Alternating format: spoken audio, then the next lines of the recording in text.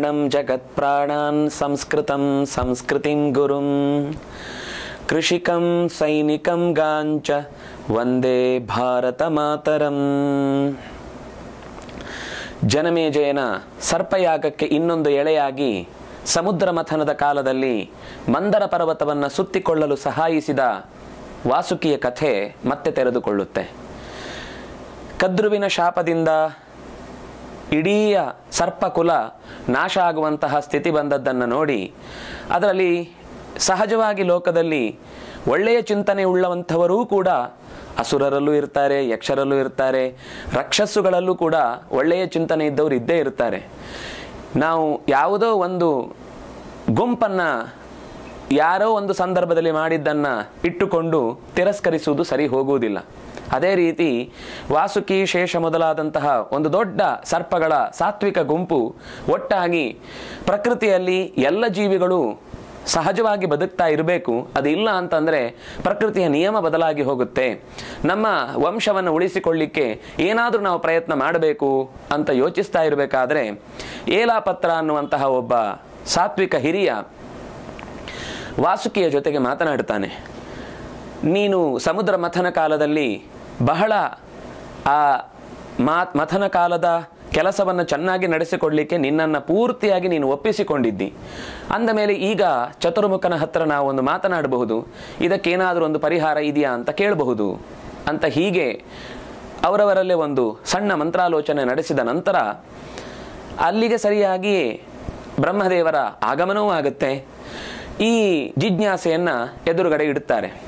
ಹಾಗೆ ಇಟ್ಟಾಗ ಬ್ರಹ್ಮದೇವ ಹೇಳ್ತಾನೆ, ನಡೀಬೇಕಾದ್ದೇ ನಡೆದಿದೆ, ಆದರೆ ನೀವು ಕೇಳುವುದರಲ್ಲೂ ಒಳ್ಳೆಯ ಕಾರಣ ಇದೆ, ಕಳಕಳಿ ಇದೆ, ಇದನ್ನು ನಾನು ಅರ್ಥ ಮಾಡಿಕೊಂಡಿದ್ದೇನೆ. ಇದರ ಪರಿಹಾರಕ್ಕೆ ಒಂದು ವ್ಯವಸ್ಥೆ ಮಾಡಬಹುದು. ಏನು ಅಂದರೆ, ಭೂಮಿಯಲ್ಲಿ ಒಬ್ಬ ಅತ್ಯಂತ ದೊಡ್ಡ ತಪಸ್ವಿ ಜರತ್ಕಾರು ಅಂತಿದ್ದಾನೆ.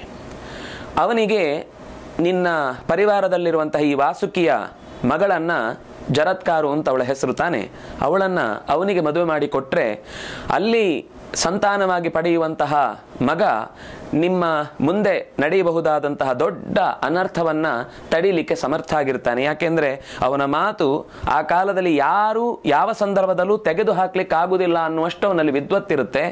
ಅವನನ್ನು ಎಲ್ಲರೂ ಮಾತು ಕೇಳುತ್ತಾರೆ. ಅಂತಹ ಒಂದು ಒಳ್ಳೆಯ ಸಂತತಿಯನ್ನು ಪಡೆಯುವುದಕ್ಕೆ ಅವಕಾಶ ಇದೆ ಅಂತ ಹೀಗೆ ಹೇಳಿ ಸಮಾಧಾನ ಮಾಡುತ್ತಾರೆ. ಅಷ್ಟೊತ್ತಿಗೆ ಕಶ್ಯಪರು ಕೂಡ ಅಲ್ಲಿಗೆ ಬರ್ತಾರೆ. ಹೀಗೆ ಸಂತತಿ ನಾಶ ಆಗುವುದಕ್ಕೆ ಏನಾದರೂ ಒಂದು ಪರಿಹಾರ ಬೇಕು ಅಂತ ಕೇಳಿದಾಗ ಇದೇ ಮಾತನ್ನು ಕಶ್ಯಪನ ಹತ್ರನೂ ಹೇಳಿ, ಇಲ್ಲ ಅದು ಸರ್ವನಾಶ ಆಗುವುದಿಲ್ಲ, ಆದರೆ ಅಲ್ಲಿ ಬಂದ ಶಾಪದಲ್ಲಿ ಏನು ವ್ಯವಸ್ಥೆ ಇದೆ ಅದು ಲೋಕಕ್ಕೆ ಒಳ್ಳೆಯದೇ ಆಯಿತು, ನಾನು ಹಿಂದೆಯೂ ನಿನಗೆ ಹೇಳಿದ್ದೇನೆ ಅಂತ ಕಶ್ಯಪನಿಗೆ ಹಿಂದಿನ ಮಾತನ್ನು ನೆನಪಿಸಿ, ಈಗ ಕೊಟ್ಟಿರುವ ಶಾಪ ದುಷ್ಟ ಸರ್ಪಗಳಲ್ಲಿರುವಂತಹ ಆ ಅತಿರೇಕವಾದ ಮದ, ಅದು ವಿಷವನ್ನು ಪ್ರಸಾರ ಮಾಡುವ, ಎಲ್ಲೆಂದರಲ್ಲಿ ಬುಸುಗುಡುವ ಈ ದುಷ್ಪ್ರವೃತ್ತಿ ಅನ್ನುವುದು ಅವರಿಗೆ ಶಿಕ್ಷೆಯಾಗಿ ಸಿಕ್ಕಿದೆ ಹೊರತು ಖಂಡಿತ ಸಂತಾನ ನಾಶ ಆಗುವುದಿಲ್ಲ ಅಂತ ಹೀಗೆ ಹೇಳಿ ಅವನಿಗೆ ಒಂದು ಈ ಸರ್ಪವಿದ್ಯೆಯಿಂದ ಅಕಸ್ಮಾತ್ ಯಾರಾದರೂ ಮೃತಿ ಹೊಂದಿದ್ರು ನಿನಗೆ ಅದನ್ನು ಮತ್ತೆ ಮರಳಿ ಬದುಕಿಸುವ ಶಕ್ತಿ ಇರಬೇಕು ಅನ್ನೋದಕ್ಕೋಸ್ಕರ ನಿನ್ನ ಹತ್ರ ಒಂದು ಸರ್ಪದ ವಿಷವನ್ನು ಪರಿಹಾರ ಮಾಡುವ ವಿದ್ಯೆಯನ್ನು ನಿನ್ನಲ್ಲಿ ಇಡ್ತಾ ಇದ್ದೇನೆ, ಅದು ನಿನ್ನ ಪರಂಪರೆಯಿಂದ ಮುಂದುವರಿಲಿ ಅನ್ನುವ ಮಾತು ಹೇಳಿ ಹೊರಟು ಹೋಗ್ತಾನೆ. ಹೀಗೆ ವಾಸುಕಿ ಎಲ್ಲ ಕಡೆ ಮಗಳನ್ನು ಹುಡುಕಿಕೊಂಡು, ಅಂದರೆ ಮಗಳನ್ನು ಹಿಡ್ಕೊಂಡು ಆ ಜರತ್ಕಾರವನ್ನು ಹುಡುಕಿಕೊಂಡು ಹೋಗ್ತಾನೆ. ಎಲ್ಲಿದ್ದಾನೆ, ಹೇಗಿದ್ದಾನೆ, ಯಾವುದರ ಪೂರ್ಣವಾದ ಪರಿಚಯ ಇಲ್ಲದೇ ಇದ್ದದ್ರಿಂದ ಬಹಳ ದಿವಸಗಳ ಕಾಲ ಕಾಯಬೇಕಾಗತ್ತೆ.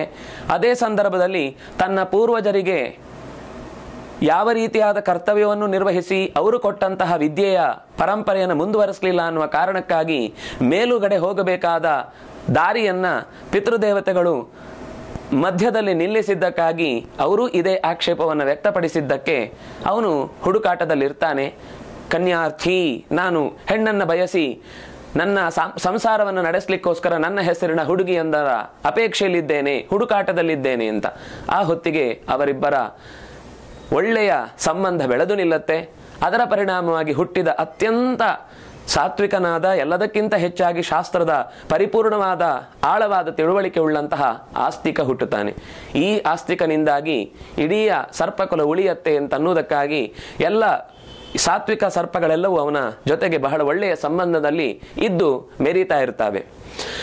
ಇದೇ ಹೊತ್ತಿಗೆ ಜನಮೇಜಯ ಗುರುಕುಲದ ಪರಿಸರದಲ್ಲಿ ಬರ್ತಾ ಇರಬೇಕಾದ್ರೆ ಉದಂಕ ಅನ್ನುವವನು ಜನಮೇಜಯನನ್ನ ಹುರಿದುಂಬಿಸಿದ್ದಾನೆ. ತನ್ನ ಕೆಲಸವೊಂದನ್ನು ನಡೆಸಲಿಕ್ಕೆ ತಡೆಯಾಗಿ ನಿಂತಹ ತಕ್ಷಕನನ್ನ ನೀನು ಮುಗಿಸಬೇಕು, ಅದಕ್ಕೆ ನಿನ್ನ ಯಜ್ಞದಲ್ಲಿ ಈ ದುಷ್ಟ ಪ್ರವೃತ್ತಿಯನ್ನು ತೋರಿಸ್ತಾ ಇರುವಂತಹ ಸರ್ಪಗಳೆಲ್ಲವೂ ನಾಶ ಆಗಬೇಕು ಅಂತ ಅವನು ಮಾಡಿದ ಪ್ರಚೋದನೆಗೆ ಅನುಗುಣವಾಗಿ ಸರ್ಪಯಾಗ ಶುರುವಾಗಿದೆ. ಸೋಮಶ್ರವಸ್ ಶ್ರುತಶ್ರವಸ್ನ ಮಗ ಅಲ್ಲಿ ಯಜ್ಞಕ್ಕೆ ಬೇಕಾದ ಸಿದ್ಧತೆಗಳನ್ನು ನಡೆಸಿಕೊಂಡಿದ್ದಾನೆ. ಹೀಗೆ ಆ ಚಿಂತನೆ ಬೆಳೆದು ಬೆಳೆದು ಬೆಳೆದು ಸರ್ಪಗಳೆಲ್ಲವೂ ನಾಶ ಆಗುವಂತಹ ಸ್ಥಿತಿ ಬಂತು. ಆಗ ಈ ವಿಷಯಕ್ಕೆ ಮಧ್ಯದಲ್ಲಿ ಒಂದು ಪ್ರಶ್ನೆ ಹುಟ್ಟತ್ತೆ. ಕೇಳ್ತಾನೆ, ಮಧ್ಯದಲ್ಲಿ ಸೌತಿಗಳು ಪ್ರಶ್ನೆ ಕೇಳ್ತಾರೆ, ಯಾವ ರೀತಿ ಈ ಪರೀಕ್ಷಿತ್ ರಾಜ ತನ್ನ ಪ್ರಾಣವನ್ನು ಬಿಟ್ಟ? ಅಂತಹ ಕೋಪ ಏನಿತ್ತು? ತಕ್ಷಕನಿಗೆ ಏನು ಕಾರಣ ಇತ್ತು? ಪರೀಕ್ಷಿತ್ ರಾಜನನ್ನು ಕೊಲ್ಲಬೇಕು ಅಂತಂದ್ರೆ ಅವನ ಬಗ್ಗೆ ನಮಗೆ ಗೊತ್ತಿರುವ ಕಥೆಯಲ್ಲಿ ಅವನಷ್ಟು ಧರ್ಮಿಷ್ಠ, ಅವನಷ್ಟು ಒಳ್ಳೆಯ ರಾಜ, ಆ ರಾಜಕಾರಣವನ್ನು ನಡೆಸುವ ರೀತಿ ಬೇರೆ ಯಾರೂ ಕೂಡ ಅವನಿಗೆ ಸರಿಸಾಟಿಯಾಗಿ ನಿಲ್ಲದವರೂ ಕೂಡ ಅವನನ್ನು ವಿರೋಧಿಸಲಿಕ್ಕೆ ಹೇಗೆ ಸಾಧ್ಯ ಆಯಿತು ಅಂತ ಹೀಗೊಂದು ಪ್ರಶ್ನೆ ಕೇಳಿದಾಗ ಅದರ ಹಿಂದಿನ ಕಥೆಯನ್ನ ಮತ್ತೆ ಅದರ ದೃಢವಾದಂತಹ ಒಂದು ದೊಡ್ಡ ಅಡಿಪಾಯವನ್ನು ಹಾಕಿಕೊಡುವ ನೆಪದಲ್ಲಿ ಮತ್ತೆ ಹಿಂದಕ್ಕೆ ಹೋಗ್ತಾನೆ. ಆ ಸರ್ಪ ಯಾಕೆ ಬಂದು ಕಚ್ಚಿದ, ಪರೀಕ್ಷಿತ್ ರಾಜನ ಮಹತ್ವ ಏನಿತ್ತು ಅನ್ನುವ ಮಾತನ್ನ ಮತ್ತೆ ಮುಂದಿನ ಭಾಗದಲ್ಲಿ ನೋಡೋಣ. ನಮಸ್ಕಾರ.